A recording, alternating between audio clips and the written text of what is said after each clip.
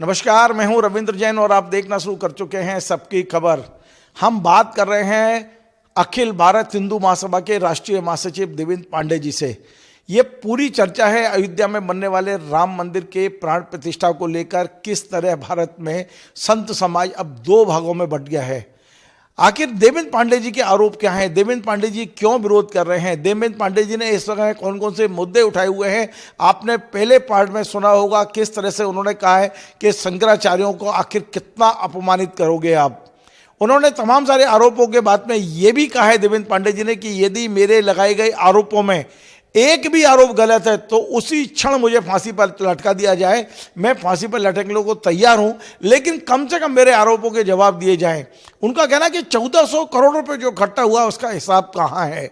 विश्व हिंदू परिषद पर तमाम सारे सवाल उठाए और उनकी सबसे ज्यादा नाराजगी है चंपत राय जी के व्यवहार को लेके।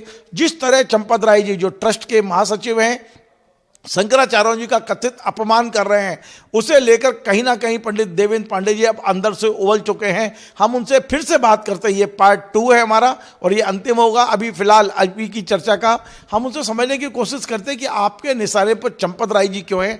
आपका स्वागत है। चंपत राय जी को लेकर आपकी काफ़ी नाराजगी है, आखिर कारण क्या है? चंपत राय जी जो कुछ भी कह रहे हैं, जो कुछ भी कर रहे हैं, अपने मन से कर रहे हैं या वो केवल चाबी के खिलौने हैं?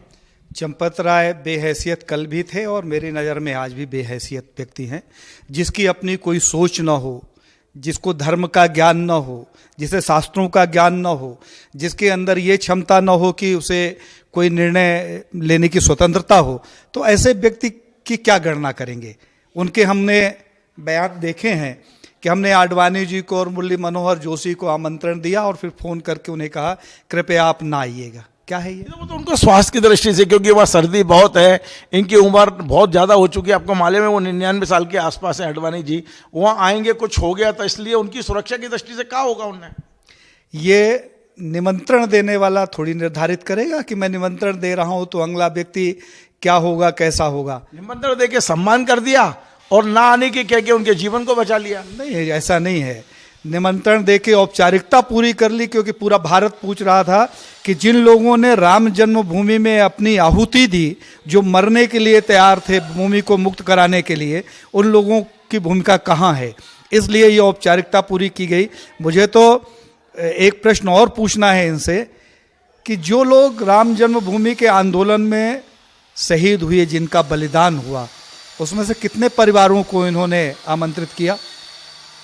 जिन लोगों को जेलें हुई, जिन लोगों ने लाठियां खाई, जिन लोगों ने आंदोलन किया, उनमें से दो का तो आप देख ही चुके हैं, मुरली मनोहर जोशी और आडवाणी जी का, कि चंपत राय जी अब इतने चिंतित हो गए आडवाणी जी के स्वास्थ्य को लेकर कि उन्हें मना करने लगे कि आप मत आइएगा, मैंने आमंत्रण दिया है। अरे इस चंपत राय से पूछिए ना कि आडवाणी जी के स्वास्थ्य को लेकर कितने बार उनसे मिलने गया है, कितने बार गए ये मुरली मनोहर जोशी के। पांडे जी, आपने भी सपने देखा था कि राम जन्मभूमि पे भगवान का राम मंदिर बने। आज मंदिर बन गया, भव्यता के साथ बन गया, सोने के दरवाजे लग रहे हैं, 18 गेट, और इतनी बढ़िया भगवान बाल रूप में भगवान की मूर्ति बनके तैयार हुई है। मतलब आंखों के एक ऐसा लगे कि आप देखेंगे तो आपके जीवन काल में मंदिर बना है, आपको तो खुश होना चाहिए। वहाँ आपको जाके वहाँ नृत्य करना चाहिए, आपको झूमना चाहिए, भगवान का धन्यवाद देना चाहिए कि आपने अपने जीवन काल में इस पूरी लड़ाई को, 500 साल से ये लड़ाई चल रही थी और आप लोग आरोप प्रत्यारोप में उलझ के रह गए। पूरी समाज, ऐसा लगता है कि हिंदू समाज कहीं ना कहीं इस मुद्दे पर बटा हुआ सा नजर आ रहा है। कोई हिंदू समाज बटा हुआ नहीं है, न किसी की आस्था खंडित हुई है। हम लोगों ने रामलला की जमीन को मुक्त कराने के लिए, उस जमीन पवित्र भूमि को मुक्त कराने का सपना देखा था। पूरे विश्व के सनातनियों का यही मानना था कि रामलला जहाँ जन्म हुआ उनका, वो भूमि मुक्त होना चाहिए, क्योंकि जन्मभूमि किसी की बदली नहीं जा सकती। तो मोदी जी जन्मभूमि में क्या कर रहे हैं ये तो महत्वपूर्ण है ना। महत्वपूर्ण ये थोड़ी है कि आपने मंदिर बनाने का नाम ले लिया। पूजित वो भूमि है, वो भवन और वो पत्थर और प्लास्टिक के टुकड़े पूजित नहीं है, वो भूमि पूजित है। और उस पूजित भूमि में संतों के कदम न पड़े। मुझे लगता है कि भारत में अगर सबसे पहला निमंत्रण जाना चाहिए तो रामानुजाचार्य को जाना चाहिए। शंकराचार्य जी को जाना चाहिए, जगत गुरु को जाना चाहिए। निमंत्रण गए हैं शंकराचार्य जी को, उन्होंने आने में मना कर दिया है, उन्होंने अस्वीकार कर दिया है, कह सकते हैं ठुकरा दिया निमंत्रण। भाई यही है कि बेटा अपनी माँ से कहता है कि माता जी प्यास लगी है पानी दे दो, तो माँ कहती है कि बेटा कुछ खा के पानी पी, साथ में मिठाई का टुकड़ा देता है। और अगर बेटा कहे मेरे बाप की औरत एक गिलास पानी दे तो उसे जूते घलते हैं। तो इनका आमंत्रण भी ऐसा है कि ये मेरी बाप की औरत, ये कार्ड पकड़ और आना नहीं। सनातनी राष्ट्र है ये, सनातन की मान्यताओं से चलता है। हमारे यहाँ करोड़ों वर्ष से धर्म जीवित है, धर्म की परंपरा आज तक खंडित नहीं हुई। और उस धर्म की परंपरा को आप खंडित, हम ये पूछना चाहते हैं संपूर्ण भारतीय जनता पार्टी से और मोदी के पिछलग्गू संतों से, क्या मजबूरी है कि 22 तारीख को ही मंदिर में प्राण प्रतिष्ठा हो? क्या मजबूरी है, मुझे बताइए। सनातनियों की सरकार भी तो बनानी है। यदि वो कह रहे हैं कि इटली वालों की सरकार बन जाएगी यदि आपने ये नहीं किया तो एक बात तो स्पष्ट है ना कि मोदी जी की करनी पे उनको भरोसा नहीं है। इन्होंने मतलब अभी 10 साल धूर्तता की है, तो राम के नाम पर वोट मांगना चाहते हैं, अपने काम के आधार पर इनको भरोसा नहीं है। ये बात तो स्पष्ट होती है ना। अगर वो राम जन्मभूमि में प्राण प्रतिष्ठा करके और राम के नाम पर वोट मांगना चाहते हैं, तो फिर आपने 10 साल में क्या किया? विकास के नाम पर आपने क्या किया? इस राष्ट्र के उत्थान के लिए क्या किया? समाज और धर्म के हित के लिए क्या किया? इस देश का दुर्भाग्य है कि विकास करने वाले नेता चुनाव हार जाते हैं। ये देश का दुर्भाग्य, मैं खुद कह रहा हूं इस बात को कि बहुत सारे नेताओं को जानता हूं जिन्होंने जीवन भर विकास में अपने आप को झोंक दिया, ईमानदार बने रहे, इसके बाद भी वे चुनाव हारे। और इस सत्य को मोदी जी भी जानते हैं, उन्हें मालूम है कि राम का नाम हमें तार देगा। बिल्कुल तार तो रहा ही है। वो राम तारे या ना तारे, मोदी ने धर्म को तार दिया है, तार तार कर दिया है धर्म को। इससे ज़्यादा दुख की बात नहीं होगी। मैंने 2 पत्र लिखे माननीय प्रधानमंत्री जी को और उत्तर प्रदेश के मुख्यमंत्री को, और मैंने कहा कि रामचंद्र जी की जन्मस्थली पे उनका भव्य और दिव्य मंदिर बन रहा है। यह क्षण ऐसा हो जो इतिहास में दर्ज हो, वर्ल्ड रिकॉर्ड में दर्ज हो, लोगों के दिल और दिमाग में दर्ज हो, जिसकी कभी प्रतिकृति ना तैयार की जा सके। रामचंद्र जी के उस जन्मस्थली का उत्सव ऐसा हो जो धर्म में हो, संपूर्ण विश्व में धर्म गुंजायमान हो। उसके लिए मैंने उनसे विनती की थी। मैंने पत्र लिखा कि मात्र 11 मिनट का हमें समय दिया जाए, और 11 मिनट का समय देवेंद्र पांडे को नहीं चाहिए था। उस 11 मिनट के समय में मैंने जो पत्र लिखा उसमें ऋग्वेद की 10,588 ऋचाएं, यजुर्वेद की 1,976 ऋचाएं, सामवेद की 1,875 ऋचाएं और अथर्ववेद की 5,977 ऋचाएं, अर्थात चारों वेदों की 20,416 ऋचाओं सहित 18 जो हमारे पुराण हैं उनकी सारी चौपाइयों को मिलाकर जो करीब होती हैं 3,80,600, इनका उच्चारण हम 11 मिनट में 36,000 वेदाचारों से करवा के और विश्व का कीर्तिमान स्थापित करना चाहते थे। और ये होता कि पूरे हमारे वेदों का उच्चारण हो गया। रामलला जी इसी 22 तारीख को इसी आयोजन में लेकिन केवल इसलिए कि उन्होंने अनुमति नहीं दी तो आपने विरोध किया? नहीं, ऐसा नहीं है। अनुमति वो क्यों देते? हम धर्म के रास्ते पे जा रहे हैं और उनका धर्म से नहीं, राजनीति से लेना देना। अगर धर्म के रास्ते पे होते तो शंकराचार्य सड़कों में बैठकर और इस प्राण प्रतिष्ठा का विरोध नहीं कर रहे होते। तो मेरे पत्र का जवाब कैसे देते और कैसे इसको इम्प्लीमेंट? ऐसा लगता है कि किसी भी शंकराचार्य ने प्राण प्रतिष्ठा का विरोध नहीं किया है। उनने तो सिर्फ अपनी अनुपस्थिति की बात की कि हम नहीं जा रहे हैं क्योंकि हमें यह तरीका पसंद नहीं है। मैं भी तो सिर्फ इतनी ही बात कर रहा हूं कि जो मोदी जी का तरीका है ये धर्म संगत नहीं है, शास्त्र संगत नहीं है, वेद संगत नहीं है और भारत के हित में नहीं है। क्योंकि एक छोटी सी मैं बात बताऊं, अभी गौशाला का किस्सा हुआ, सबको मालूम है। आप आरोपी थे उसमें, अभी भी फरार हैं आप वहां से? अभी भी आरोपी हूं। रामलला की भूमि में भगवान राम का प्राकट्य हुआ। इस बात को भारतीय जनता पार्टी, आरएसएस और विश्व हिंदू परिषद ने नाच नाच के सड़कों में खूब कीर्ति गाई और उसके नाम पे चंदा मांगा। वैसा ही प्राकट्य भोजशाला के गर्भगृह में मां का भी हुआ था। मैं तो चैलेंज करता हूं कि अगर वो माता का प्राकट्य नहीं था, कहीं उसमें कोई षड्यंत्र था, तो उस षड्यंत्रकारी को जेल भेजा जाए। अगर मैं षड्यंत्रकारी हूं तो मुझे जेल में डाल दिया जाए, लेकिन इसको प्रमाणित तो करिए आप। तो ये प्रमाणित नहीं करते किसी भी बात को, ये धर्म के विनाश की बात करते हैं। और रही बात धर्म के शक्ति की, तो हमारे धर्म में प्राण प्रतिष्ठा का इतना बड़ा महत्व है आदरणीय, कि एक पत्थर ही तो होता है जिसको हम 5 दिन 7 दिन विधि पूर्वक उसका शयन करवाते हैं, दूध में, फल में, अन्न में, जल में, और उसके बाद जब हम उनकी प्राण प्रतिष्ठा करते हैं और पुरोहित जब अंतिम मंत्र करता है तो सामने शीशा रखता है और उस मूर्ति के तेज से वो शीशा चटक जाता है, और उस प्राण प्रतिष्ठित मूर्ति से हजारों लाखों लोग जाकर वरदान मांगते हैं और उनकी मनोकामनाएं पूरी होती हैं। तो हमारा विरोध इस बात से है कि इस परंपरा को नष्ट मत करिए, सनातनियों के इस विश्वास को खंडित मत करिए, उस पत्थर की प्रतिमा में जो प्राण फूंकने का काम है उसको विधि संगत करिए, उसको राजनीति संगत मत करिए। और अगर ये अपराध है तो ये अपराध मैं कर रहा हूं, आज भी कर रहा हूं, कल भी कर रहा हूं, परसों भी कर रहा हूं, और इनका तब तक विरोध करूंगा जब जब ये ऐसा कृत्य करेंगे। देखिए, भारतीय जनता पार्टी भी राजनीतिक संगठन है और हिंदू महासभा भी राष्ट्रीय संगठन है। उनके पास जनाधार है और आपके पास जनाधार नहीं है, तो निश्चित तौर पर जनाधार के साथ में वो अपनी उनके पास सरकारें हैं, उन्होंने अपनी सरकारें कुर्बान भी की हैं इस मुद्दे पर लेकर। हिंदू महासभा का क्या योगदान है जो आज हिंदू महासभा अपनी बात कह रहा है? मुझे लगता है कि ये बात भारतीय जनता पार्टी, आरएसएस और विश्व हिंदू परिषद से पूछना चाहिए कि सारे राम जन्मभूमि आंदोलन में 1949 से लेकर और अंतिम तिथि तक और आज दिनांक तक और 22 तारीख तक इन लोगों ने चंदा मांगने के अलावा अगर कोई काम किया हो। जब मुलायम सिंह यादव ने गोलियां चलवाई तो मैं ऑन रिकॉर्ड इनसे बात करता हूं कि एक अपना कार्यकर्ता बता दें जो भारतीय जनता पार्टी, आरएसएस और विश्व हिंदू परिषद का नेता रहा हो। कोठारी बंधु तो थे जिनको गोली लगी है। कोठारी बंधु नेता नहीं थे, कार्यकर्ता थे। मैं तो इनकी बात करता हूं ना, कार्यकर्ता उन्हीं के थे ना, विश्व हिंदू परिषद के ही कार्यकर्ता। इसीलिए तो वो चर्चित हैं। हजारों लोग मारे गए, चूंकि उन दोनों बच्चों की फोटो गले में दुपट्टा डाले हुए उनको मिल गई तो उन्होंने चर्चित कर दिया कि ये सिंबॉलिक हो गया कि हमने किया है। बाकी लोग कहां गए जो मर गए? उनकी गणना नहीं होगी। वो हिंदू नहीं थे, उनकी आस्था नहीं थी, उनकी आस्था के साथ भी तो खिलवाड़ हो रहा है। उनके मन को भी ठेस लग रही होगी।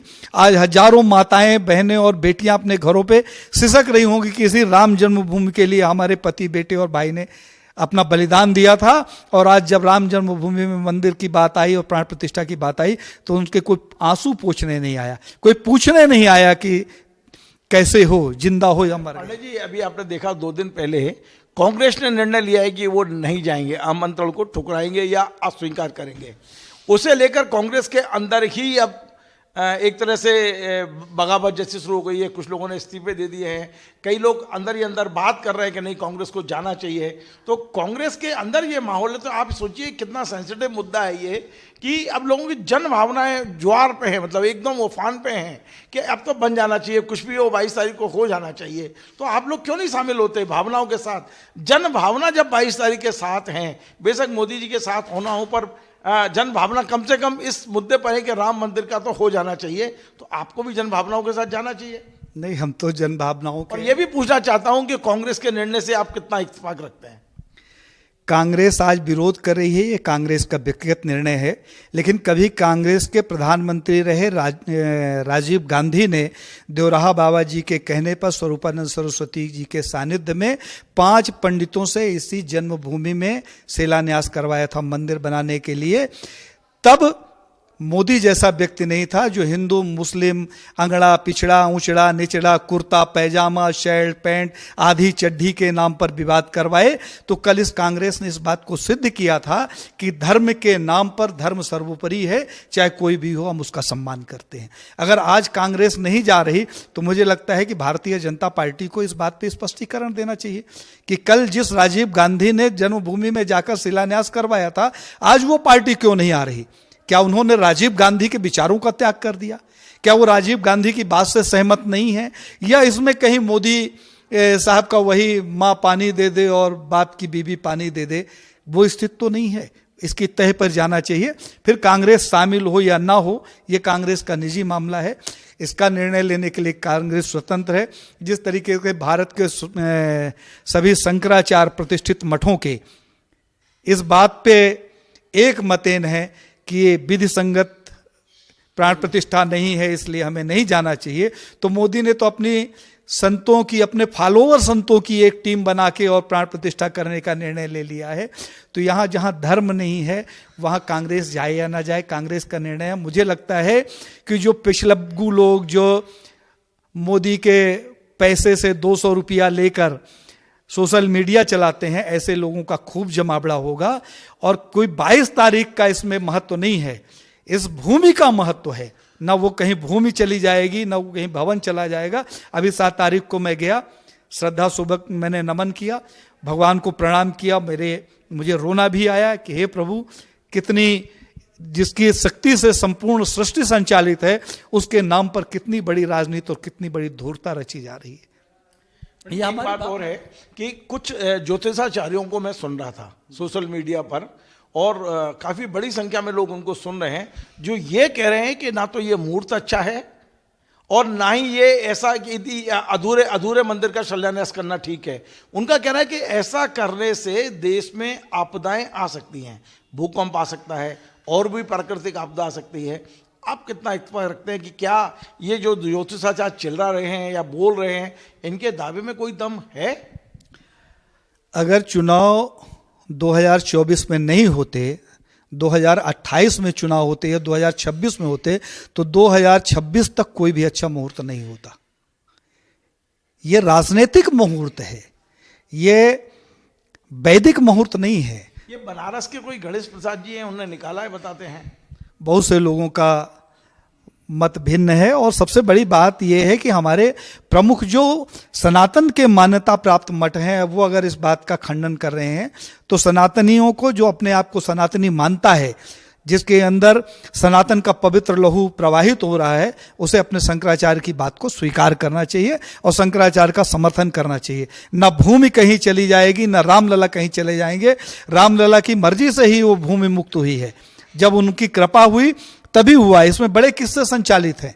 अभी किसी ने एक सीरीज भी बनाई है कि हनुमानगढ़ी में बम रख दिया गया, बम को डिफ्यूज करने वाली सारी टोलियां पहुंच गई, बम फटने में सेकंडों का समय बाकी था, किसी को बम नहीं मिला। एक बंदर आया और उसने जाके उस तार को काट दिया और बम फ्यूज हो गया।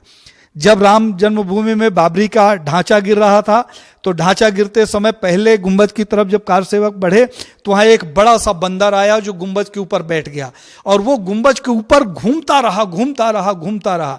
जब वो गुंबद ध्वस्त हो गया तो दूसरे पे गया, तीसरे पे गया। तो मैं तो ये मानता हूं ईश्वर की कृपा है। मनुष्यों की जहां हजारों की संख्या में भीड़ हो, वहां कोई एक बानर का ऐसा कौतुक कर सकता है?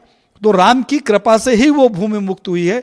तो उसको राम जी का जन्म आ रहा है, रामनवमी आ रही है। साहब, आप सारे मुहूर्त छोड़ दीजिए।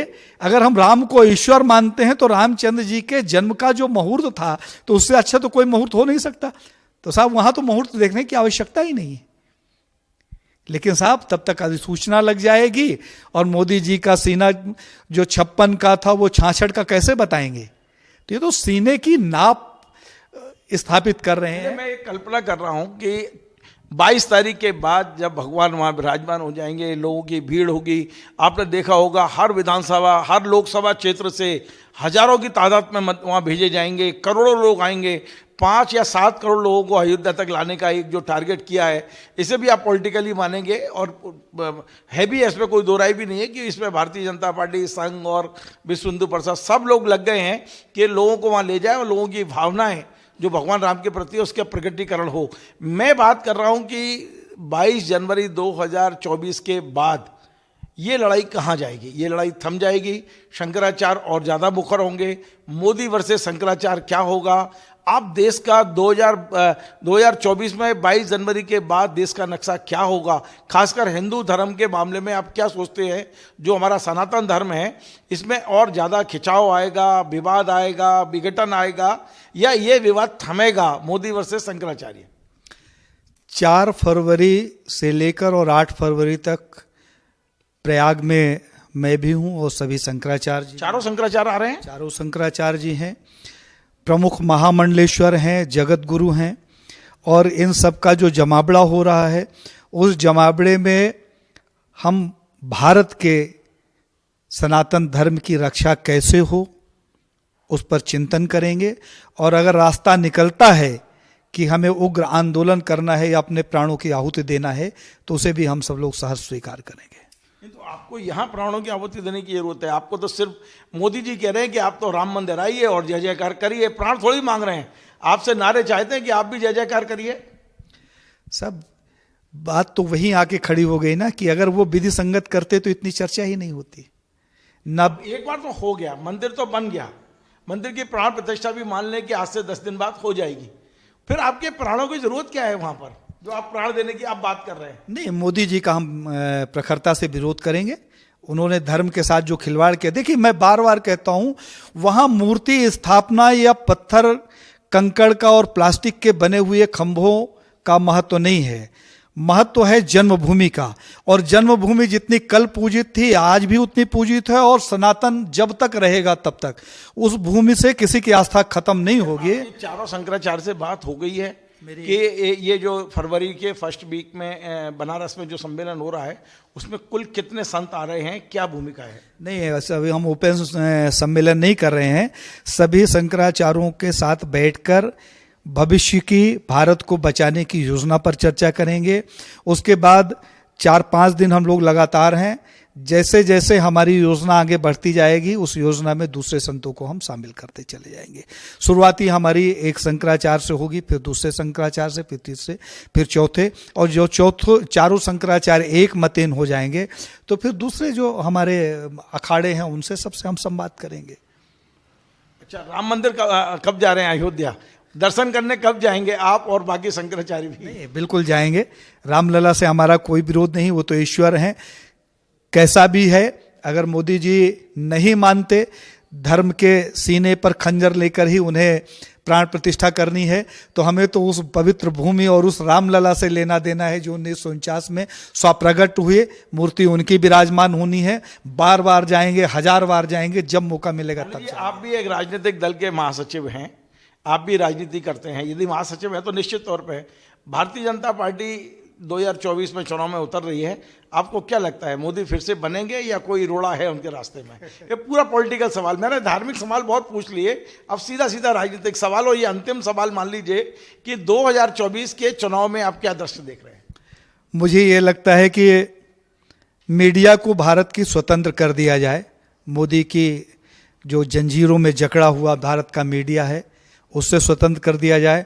विकसित देशों के आधार पर ईवीएम को हटाकर बैलेट से इलेक्शन किया जाए तो मोदी कितने लोकप्रिय हैं, कितने विकासशील हैं, कितने उद्यमी हैं, कितने धार्मिक हैं, हमें लगता है दूध का दूध और पानी का पानी हो जाए। आपका ये कहना है कि मोदी जी अपने विकास कार्यों से नहीं, भगवान राम के नाम से नहीं, वे मीडिया की कृपा और ईवीएम मशीन की कृपा से सत्ता में आएंगे? बिल्कुल, अगर उनको जनता के आशीर्वाद और वोट की आवश्यकता होती तो इतने प्राचीन धर्म के साथ इतनी हठधर्मिता नहीं करते। तो उन्हें किसी की आवश्यकता नहीं है, क्योंकि वो जनता से वोट नहीं मांगते। वो तो ईवीएम को अगरबत्ती लगाते हैं, बोलते हैं ईवीएम माते बरसो, तो साहब वहां से बारिश हो जाती है। कोई भी भयभीत नेता जो जनता की वोट पर चुनकर आता है वो जनता का निरादर नहीं करता। कोई भी ऐसा व्यक्ति जो राम मंदिर की बात करता है, सनातन की बात करता है, वो चारों शंकराचार्य को रुष्ट करके और अपनी मनमानी करके बिना मुहूर्त के और बिना पूरे मंदिर को बने अगर वहां प्राण प्रतिष्ठा कर रहा है तो एक बात तो स्पष्ट है ना, नहीं चाहिए किसी का वोट, हमें सिर्फ ईवीएम प्रसन्न रहे, बाकी कोई उनका कुछ नहीं बिगाड़ सकता। तो मोदी प्रधानमंत्री बनेंगे ये तो ईवीएम तय करती है, और देश का मीडिया इस बात को बता देता है कि मोदी जी की इतनी लोकप्रियता है कि इंद्रलोक में आज नृत्य हो रहा है मोदी के नाम पे, तो ये मीडिया को बताना है, वो बता रहा है। बहुत बहुत धन्यवाद। तो आप थे देवेंद्र पांडे जी, राष्ट्रीय महासचिव हैं हिंदू महासभा के। बहुत सारी बातें उन्होंने कही हैं, लेकिन बातचीत में ही एक बड़ी खबर मिल गई है। खबर यह है कि फरवरी के प्रथम सप्ताह में बनारस में चारों शंकराचार्य बैठकर भविष्य की योजना बनाने वाले हैं, और ये तय है कि अब मोदी का विरोध और ज़्यादा मुखरता के साथ होगा। क्यों? मोदी पर एक ही आरोप है कि उन्होंने सत्ता के लिए भगवान राम के मंदिर का जो प्राण प्रतिष्ठा हो रही है, ये पूरी की पूरी केवल अगली बार सत्ता में आने के नाम पर की जा रही है। और इसका विरोध जो शुरू हुआ है ये अब थमने वाला नहीं है। कम से कम चारों शंकराचार्य और उनसे जुड़े हुए तमाम सारे संत इस विरोध में आगे क्या भूमिका निभाएंगे, इसका निर्णय बनारस में होगा। आपको हमारा ये कार्यक्रम पसंद आए तो इसे शेयर करें, लाइक करें, कमेंट करें और आपसे बार बार निवेदन है हमारे इस चैनल को सब्सक्राइब अवश्य करें। धन्यवाद।